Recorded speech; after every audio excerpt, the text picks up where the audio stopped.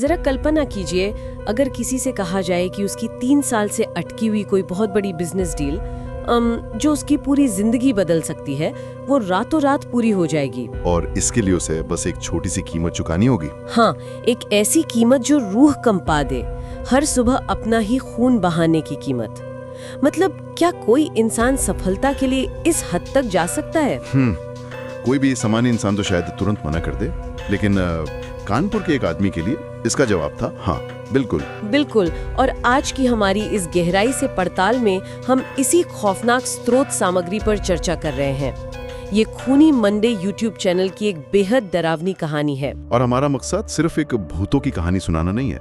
हम ये समझना चाहते हैं कि इंसान अपनी हताशा में किन अंधेरी खाइयों में छलांग लगा देता है। सही कहा। तो चलिए इस मामले को विस्तार से समझते हैं। ये कहानी है कानपुर के गोविंद नगर के रहने वाले अजितेश की। अजितेश की पृष्ठभूमि को समझे बिना हम उस छलांग के पीछे के मनोविज्ञान को नहीं समझ सकते। बिल्कुल। तो अजितेश एक ऐसा इंसान है जो भारी कर्ज में डूबा हुआ है। घर में उसकी पत्नी सुनीता है और एक 5 साल का बेटा है। एक छोटा सा कपड़े का गोडाउन है जो बिल्कुल नहीं चल रहा। और ऐसे घरों में ना एक अजीब सी खामोशी आ जाती है। मतलब बातचीत की जगह सिर्फ चिंताओं ने ले ली होती है। हाँ, वो जो तनाव होता है ना घर में, वो हवा में महसूस होता है। वही तो, जब इंसान इस तरह के वित्तीय दलदल में धंसता है तो वो सिर्फ पैसे नहीं हारता, वो धीरे धीरे अपना आत्मसम्मान भी हारने लगता है। और ये जो आत्मसम्मान के टूटने की प्रक्रिया है, ये तब और तेज हो जाती है जब सामने कोई ऐसा हो जो लगातार आपकी नाकामी का एहसास दिलाए। यहाँ आप अजितेश के बड़े भाई सुरेश की बात कर रही है ना? हाँ बिल्कुल। सुरेश लखनऊ का एक बहुत अमीर और सफल बिजनेसमैन है और वो इस कहानी में एक बहुत ही अजीब भूमिका निभाता है। अजीब कैसे? मतलब क्या वो ताने मारता था? नहीं, यही तो बात है। जब भी सुरेश मिलने आता था, वो अजितेश पर गुस्सा नहीं करता था, वो तरस खाता था। उसकी आंखों में वो दया भाव होता था और वो कहता था कि कोई बात नहीं, सब ठीक हो जाएगा। ये गुस्सा होने से कहीं ज्यादा खतरनाक है। गुस्सा इंसान को लड़ने की ताकत देता है, लेकिन ये जो तरस है ना, ये इंसान को अंदर से खोखला कर देता है। सच में सुरेश की वो तरस भरी नजर अजितेश के लिए एक मनोवैज्ञानिक यातना बन गई थी। मनोविज्ञान में ऐसे हीन भावना का सबसे खतरनाक रूप माना जाता है। अजितेश को ऐसा लगने लगा था जैसे गरीबी कोई बीमारी है जिससे वो ग्रस्त है, और उसका भाई एक स्वस्थ इंसान की तरह उसे अस्पताल के बिस्तर पर देखने आ रहा है। बिल्कुल। और जब इस तरह का सामाजिक दबाव दिमाग पर पड़ता है तो इंसान के अंदर किसी भी तरह किसी भी कीमत पर सफल होने की एक अंधी चाहत पैदा होने लगती है। और यही अंधी चाहत उसे उस धुंध भरी सर्दियों की रात में एक अजीबोगरीब तांत्रिक तक ले जाती है। वो मोहल्ले वाला तांत्रिक। हाँ। मोहल्ले में घना कोहरा था और उस कोहरे को चीरते हुए एक बूढ़ा आदमी आ रहा था। उसकी कमर पूरी तरह झुकी हुई थी, बाल सफेद थे, और वो चिल्ला रहा था कि अगर किसी को अपनी फूटी किस्मत बदलनी है तो उसके पास उपाय है। हाँ, लेकिन सबसे खौफनाक बात यह थी कि उसके दोनों कंधों पर एक एक कौवा बैठा हुआ था। अरे बाप रे, वो सच में डरावना दृश्य रहा होगा। बिल्कुल। अब यहाँ ना स्रोत सामग्री में एक बहुत ही दिलचस्प चीज होती है। इस खौफनाक कहानी के ठीक बीच में अचानक से एक डिजिटल एस्ट्रोलॉजी ऐप का विज्ञापन आ जाता है, जहाँ कोई एस्ट्रोलॉजर राजेश समस्याओं का समाधान दे रहा होता है। हाँ वही। पहली नजर में ये बहुत अजीब लगता है, लेकिन मुझे लगता है कि एक तांत्रिक को खोजना और फोन पर एस्ट्रोलॉजी ऐप स्क्रॉल करना मानसिक स्तर पर बिल्कुल एक ही प्रक्रिया है। एक मिनट, मुझे लगता है आप यहाँ चीजों को थोड़ा ज्यादा ही मिला रही हैं। हाँ, आपको ऐसा लगता है? हाँ। मतलब एक स्मार्टफोन पर ऐप डाउनलोड करना और आधी रात को शमशान की शक्तियों वाले तांत्रिक के पास जाकर खौफनाक अनुष्ठान करना, क्या ये तुलना थोड़ी अजीब नहीं है? सतह पर देखने में ये छलांग बड़ी लग सकती है, लेकिन मैं उस ट्रिगर की बात कर रही हूँ जो इंसान से ये दोनों काम करवाता है। आप हताशा की बात कर रही हैं? बिल्कुल। जब पास कोई लॉजिकल रास्ता नहीं बचता, बैंक लोन नहीं देते, रिश्तेदार फोन उठाना बंद कर देते हैं, तो दिमाग बस एक चमत्कार ढूंढने लगता है। माध्यम चाहे डिजिटल हो या कोई तांत्रिक, इंसान असल में एक डूबते को तिनके का सहारा ढूंढ रहा होता है। अगर हम इसे न्यूरोसाइंस के नजरिए से देखें तो आपकी बात में वजन है ना? हाँ, जब कोई व्यक्ति अत्यधिक तनाव में होता है तो उसके मस्तिष्क का प्रीफ्रंटल कॉर्टेक्स लगभग काम करना बंद कर देता है। यही हिस्सा तर्क और दूरदर्शिता के लिए जिम्मेदार होता है। तो मतलब लॉजिक वाला हिस्सा शट डाउन हो जाता है। बिल्कुल। इसके बजाय मस्तिष्क का अमिगडाला सक्रिय हो जाता है, जो सिर्फ अस्तित्व बचाने की बात समझता है। इसी स्थिति में जादुई सोच जन्म लेती है। जहां इंसान मान लेता है कि कोई बाहरी रहस्यमयी ताकत रातों रात सब ठीक कर देगी। सही कहा। तो अजितेश का उस तांत्रिक के पास जाना कोई तार्किक फैसला नहीं था, वो बस एक डूबते हुए इंसान का हाथ पैर मारना था। और उस तांत्रिक ने अजितेश के सामने जो सहारा फेंका वो असल में एक मौत का फंदा था। तांत्रिक ने उसे काक तंत्र के बारे में बताया। काक तंत्र? हाँ, तांत्रिक ने समझाया कि कौवे कोई आम पक्षी नहीं है। लोक कथाओं और तंत्र विद्या में उन्हें पितृ का दूत माना जाता है, जिंदा इंसानों और मुर्दों की दुनिया के बीच का दरवाजा। ये तो कई संस्कृतियों में माना जाता है। बिल्कुल। तांत्रिक का दावा था कि अगर इन कौवों को साध लिया जाए तो इंसान वो सब हासिल कर सकता है जो उसके भाग्य में भी नहीं है। लेकिन इन अंधेरी विद्याओं का सबसे बड़ा नियम ये है कि यहाँ कुछ भी मुफ्त नहीं मिलता। हाँ, और काकतंत्र की शर्त रूह कंपा देने वाली थी। अजितेश को हर सुबह अपनी उंगली पर कट लगाना था। रोज सुबह बिना एक भी दिन नागा किए अपना खून निकालना था, उसे दानों में मिलाना था और उन कौवों को खिलाना था। एक दिन की भी चूक का मतलब था पूरी जिंदगी का तबाह होना। जब मैंने ये सुना तो मेरे दिमाग में तुरंत ये सवाल आया कि आखिर कोई इसके लिए कैसे राजी हो सकता है। वही तो, आप एक ऐसे लोन शार्क से कर्ज ले रहे हैं जो ब्याज में पैसे नहीं आपका खून मांग रहा है। सच में, क्या अमीर बनने की चाहत इतनी हावी हो सकती है कि इंसान रोज खुद को चोट पहुंचाने के लिए तैयार हो जाए? ये बहुत अजीब है। देखिए, मनोविज्ञान में इसे हम संज्ञानात्मक असंगति या कॉग्निटिव डिसोनेंस से समझ सकते हैं।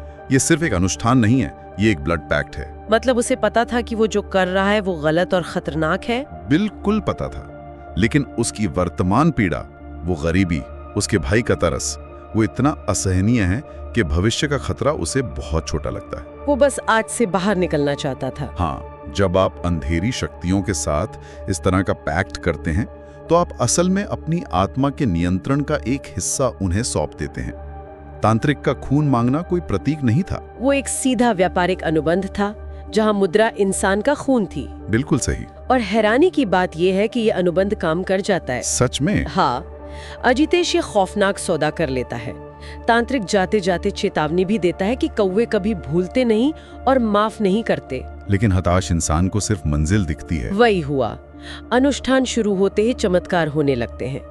उसकी जो बिजनेस डील 3 सालों से धूल खा रही थी वो रातों रात फाइनल हो जाती है। सफलता का एक अपना ही नशा होता है जो धीरे धीरे इंसान की याददाश्त को धुंधला कर देता है। पैसा आने लगा, एक नया और बड़ा घर आ गया।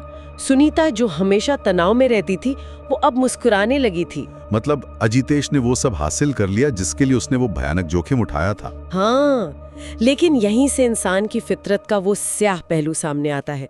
सफलता मिलने के कुछ सालों बाद अजितेश अपनी रईसी में इतना चूर हो गया कि वो उस शर्त को ही भूल गया। हाँ, भूल गया मतलब उसने खून देना बंद कर दिया। बिल्कुल, उसने कौवों को खून मिला दाना डालना कम कर दिया।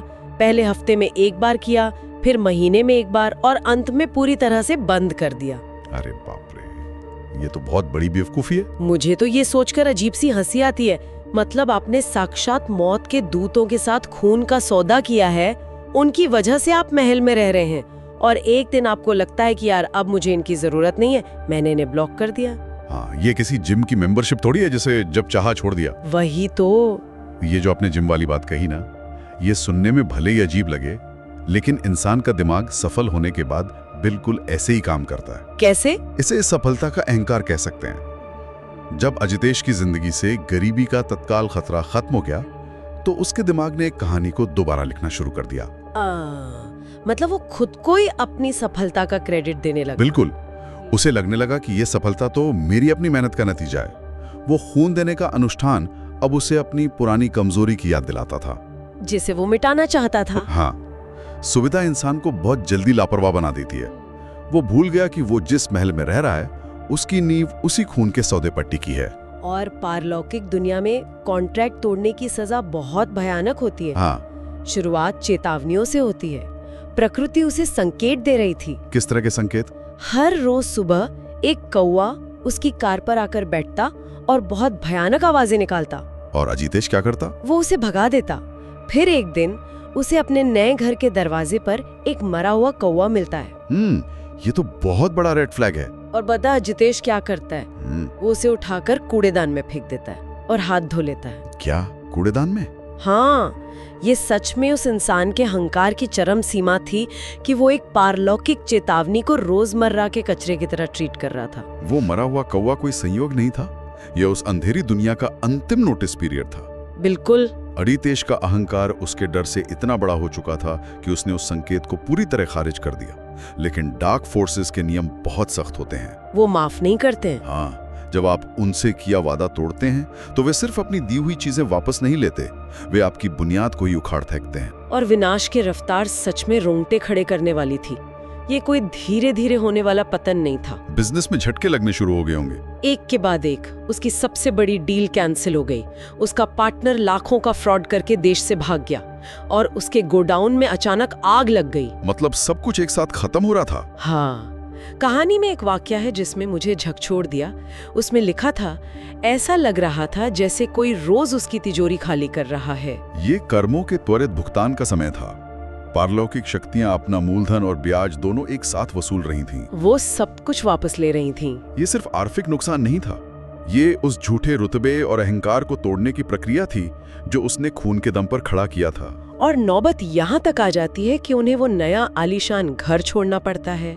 वो चुपचाप अपने उसी पुराने जर्जर घर में लौट आते हैं। उसी घर में जहाँ से सब शुरू हुआ था। हाँ, लेकिन असली खौफ तो उनका उस पुराने घर में इंतजार कर रहा था। जब अजितेश वहां पहुंचता है तो वो देखता है कि घर की छत पर, रेलिंग पर और पास के पीपल के पेड़ पर हर जगह कौवे ही कौवे बैठे हैं। और उस दृश्य की सबसे डरावनी बात शायद उनकी खामोशी होगी। बिल्कुल, वे सैकड़ों कौवे बिल्कुल शांत थे। उनमें से एक भी आवाज नहीं कर रहा था। वे बस बिना हिले डुले घर को घूर रहे थे। शोर से ज्यादा खौफनाक कभी कभी सन्नाटा होता है। ये एक मनोवैज्ञानिक दहशत थी। ये बता रही थी कि शिकार अब वापस उसी पिंजरे में आ गया है। और रात के सन्नाटे में अजितेश के बेडरूम की खिड़की पर एक कौवा आके बैठता है। उसकी आंखें लाल थीं और वो अपनी चोंच से शीशे पर टक टक टक टक करने लगता है। सुनकर ही रोंगटे खड़े हो रहे हैं। उस भयानक रात में अजितेश का सारा अहंकार टूट जाता है। उसे अपनी गलती का एहसास होता है। अगली सुबह वो जल्दी उठता है, अपनी उंगली काटता है, खून को दानों में मिलाता है और छत पर रखाता है। वो दोबारा अनुष्ठान शुरू करने की कोशिश करता है। हाँ, उसे लगता है कि वो माफी मांग लेगा और सब ठीक हो जाएगा। लेकिन एक भी कौवा उस दाने को खाने नहीं आता। मेरा मानना है कि इन ताकतों में माफी की कोई गुंजाइश नहीं होती। वही मेरा सवाल था। उसने तो अपना खून दोबारा देना शुरू कर दिया था ना। इंसान अक्सर ये मान लेता है कि ब्रह्मांड की हर शक्ति इंसानी भावनाओं के हिसाब से काम करती है, लेकिन अंधेरी शक्तियों के साथ ऐसा कोई बफर जोन नहीं होता। मतलब कोई सेकेंड चांस नहीं? बिल्कुल नहीं। ये एक स्मार्ट कॉन्ट्रैक्ट की तरह है जो मृत्यु के नियमों से बंधा है। तांत्रिक ने शुरुआत में ही स्पष्ट किया था ना, कौवे कभी भूलते नहीं और माफ नहीं करते। हाँ, उसने चेतावनी दी थी। जब आप मृत्यु और पितरों से जुड़ी ताकतों के साथ सौदा करते हैं तो वहां पछतावे की कोई भाषा नहीं होती। अनुबंध टूट चुका था। तो अब उन्हें खून नहीं चाहिए था। अब अजितेश का खून उनके लिए कोई मायने नहीं रखता था, क्योंकि अब उन्हें खून नहीं, पूरी जान चाहिए थी। और सजा का जो रूप सामने आता है वो किसी भी बुरे सपने से ज्यादा भयानक है।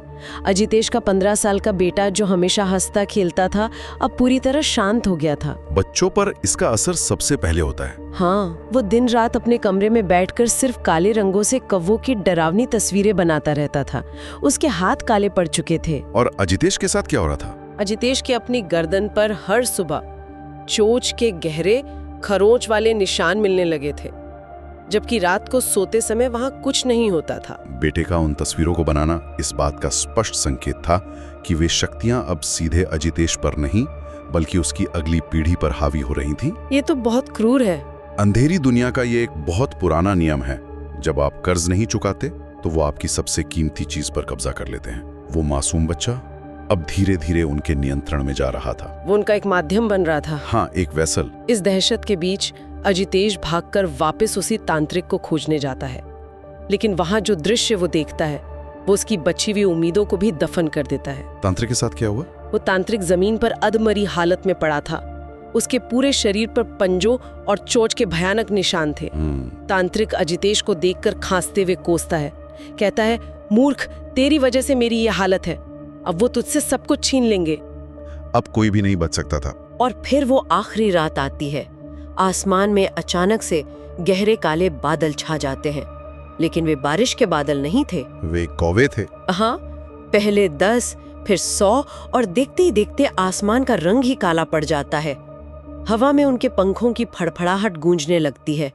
तभी घर के अंदर से सुनीता की एक दिल दहला देने वाली चीख सुनाई देती है। वो जो आखिरी दृश्य है वो पितृक शक्तियों के अमानवीय प्रतिशोध का चरम है। जब अजितेश भागकर अपने बेटे के कमरे में जाता है तो वो देखता है कि उसका बेटा जमीन पर बुरी तरह छटपटा रहा है, बिल्कुल वैसे ही जैसे मरने से पहले कोई पक्षी फड़फड़ाता है। और फिर वो बच्चा अचानक रुक जाता है। वो अजितेश की तरफ देखता है, लेकिन वे आंखें उस बच्चे की नहीं थीं, वे पूरी तरह से लाल थीं। वो पूरी तरह पजेस्ड हो चुका था। हाँ, उसका चेहरा धीरे धीरे काला पड़ने लगता है और उसके होंठ खिंचकर एक कौवे की नुकीली चोंच का आकार लेने लगते हैं। अरे बाप रे। वो इंसान से ज्यादा एक खौफनाक परछाई बन चुका था।